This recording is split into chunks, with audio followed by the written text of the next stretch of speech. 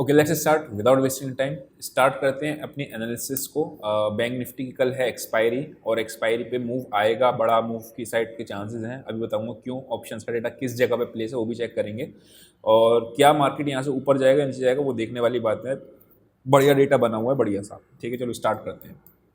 सबसे पहले अगर मैं बात करता हूँ आपकी, मार्केट खुला कहाँ पे, सीधा रेजिस्टेंस पे 50,500। कल मैंने आपको दो लेवल्स बताए थे, 50,500 और 50,000।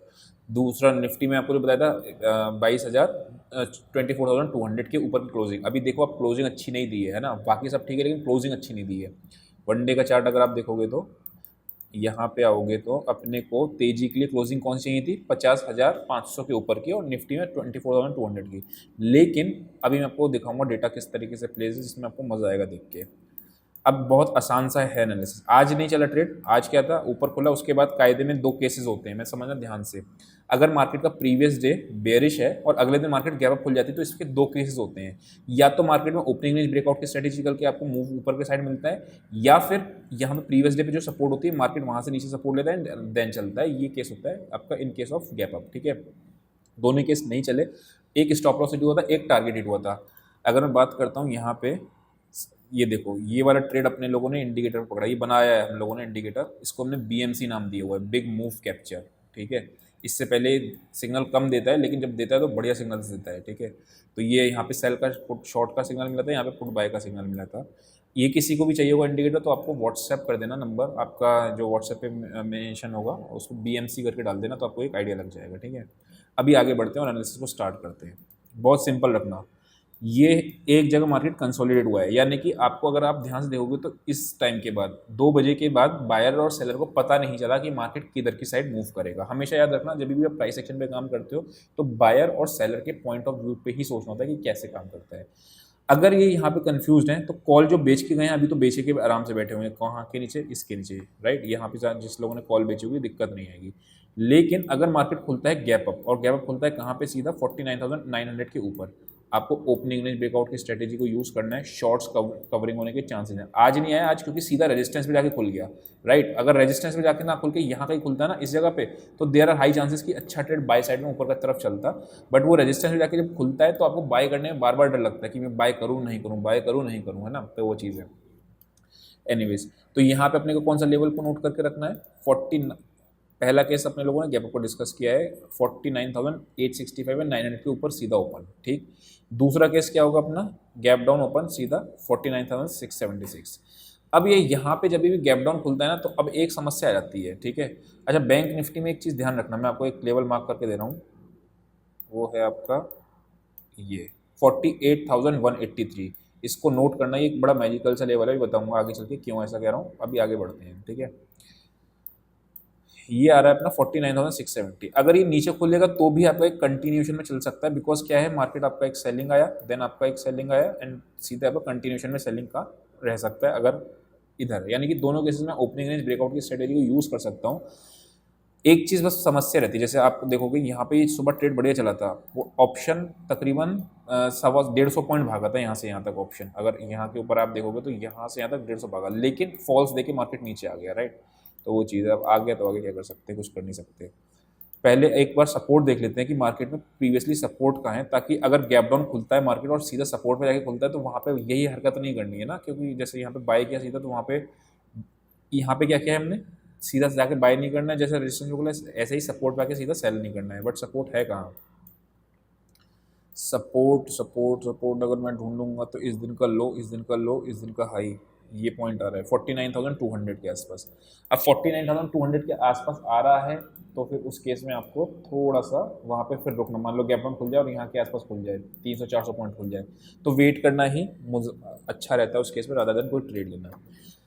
दोनों केसेस हम लोगों ने देख लिए। ठीक है, अगर गैप अप गैप डाउन होता है, व्हाट इफ मार्केट इस रेंज में खुलता है, कौन सी रेंज, ये वाली रेंज। अगर इस रेंज में खुलता है तो नो ट्रेड है। कौन सी ट्रेड रेंज में, 650 से 850, ये 200 पॉइंट की रेंज में अगर मार्केट खुलता है तो नो ट्रेड है, लेकिन एक आपको ट्रेड उधर की साइड आप कर सकते हो जिधर की साइड निकल रहा है फिर मार्केट। ठीक है, तो इसके ऊपर नीचे ब्रेकआउट प्लान करेंगे, यानी कि मूव अपने को मिल रहा है, तीनों केसेस में अपने को मूव मिल रहा है, तो उसको ध्यान में रखना है। ठीक है, ये हो गया अपना बैंक निफ्टी का। चलते हैं अपने लोग निफ्टी पे। ठीक है, और निफ्टी की अगर मैं बात करता हूँ तो अभी मैंने बैंक निफ्टी का वो लेवल नहीं बताया, बताऊंगा अभी क्या है उस कहानी। निफ्टी ने भी सेम कहानी है, डबल बॉटम पे आके इसने सपोर्ट लिया है, राइट। अगर निफ्टी के अंदर स्कोप ज़्यादा है गिरने का as compare to Bank Nifty, उसका एक रीज़न क्या है ना, पता है? निफ्टी का मूविंग एवरेजेस बहुत दूर हैं जबकि बैंक निफ्टी के पास में। चलो मैं बता ही देता हूँ आपको वो बैंक निफ्टी वाला। पहले यहाँ पे आते हैं वन डे के चार्ट पे, और वन डे के चार्ट पे आप जब यहाँ से इंडिकेटर पे लगाओगे EMA, सारी दुनिया अगर नेगेटिव व्यू और गलती से यहाँ पे आ जाता है तो वहाँ पे आपको ब्लाइंड बाय करना होता है। ब्लाइंड बाय मतलब आंखें बंद करके तो बाय नहीं कर सकते, लेकिन मतलब डायरेक्टली बाय करना होता है। वो कैसा कौन सा होता है? आपने जब इसको 200 पे क्लिक करो, ये आ गया आपका 200, ठीक है। 200 आ रहा है आपका 48,183। अगर आप इससे पहले देखोगे तो 200 पे ही किसी ने ब्लाइंड बाय करा होगा तो बढ़िया ट्रेड मिला होगा।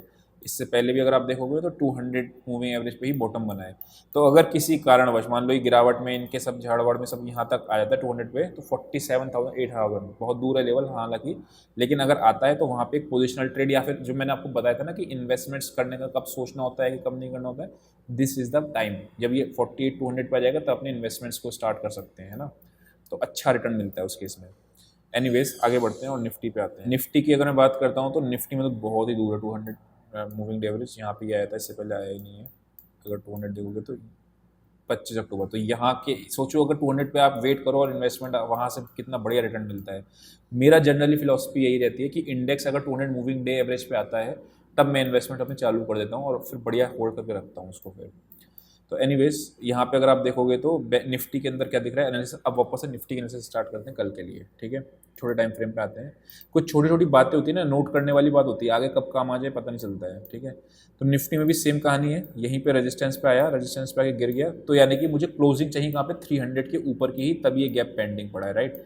वन डे के चार्ट में क्लोजिंग चाहिए, लेकिन अब वही 24,050 का लेवल और नीचे आपका 23,925, ये 200 पॉइंट के काम में आपको जो बैंक निफ्टी में स्ट्रेटेजी बताइए, सेम कहानी आप इसी में भी लगाना है जो आपका बैंक निफ्टी में। कौन से वो लेवल है? 24,050 050 और 23,925 का लेवल, ठीक है। तो इसको ध्यान रखना।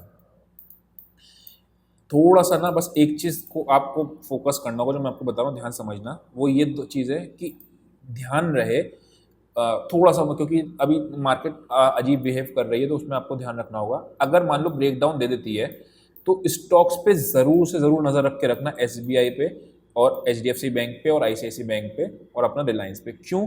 क्योंकि आज ICICI बैंक ने फॉल्स ब्रेकआउट दिया था। देखो पहचान कहाँ से मिली थी आपको। अगर ICICI बैंक देखोगे तो वो भी गिरा, ठीक है, यहाँ से आके गिरा।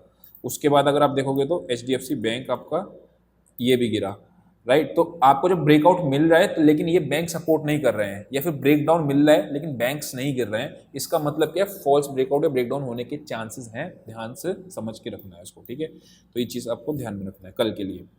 वापस आते हैं निफ्टी में, और निफ्टी में हम लोगों ने देख ही लिया था, यही 2 पॉइंट्स नोट करने, 24,050 और 925 का लेवल, ठीक है। गैप अप गैप डाउन के केस में मैंने आपको बताई दिया क्या स्ट्रेटेजी लगानी है।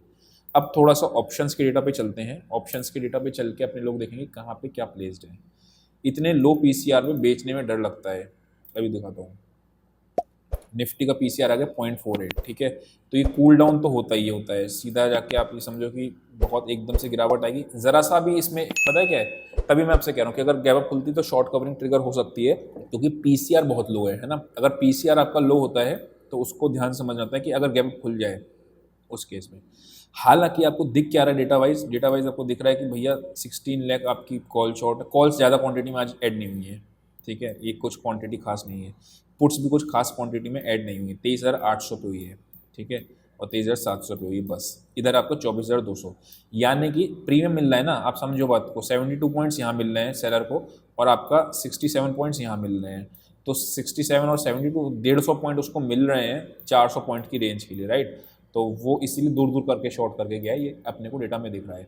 मैं आपको फिर बता रहा हूँ, चीज़ें ऑब्जर्व करने वाली होती हैं, आपको नोट करके रखनी होती हैं, आगे कब काम आती हैं आपको पता नहीं चलता है फिर उस केस में ना। तो ये निफ्टी हो गया। बैंक निफ्टी पे आते हैं। अगर मैं बैंक निफ्टी की बात करता हूँ तो बैंक निफ्टी में 50,200 पे दूर पे कॉल शॉर्ट करके गया है, और पुट आज कहीं पे भी दिख नहीं रहा है पास में। कहाँ पे करिए, यहाँ कोई कोई खास है नहीं।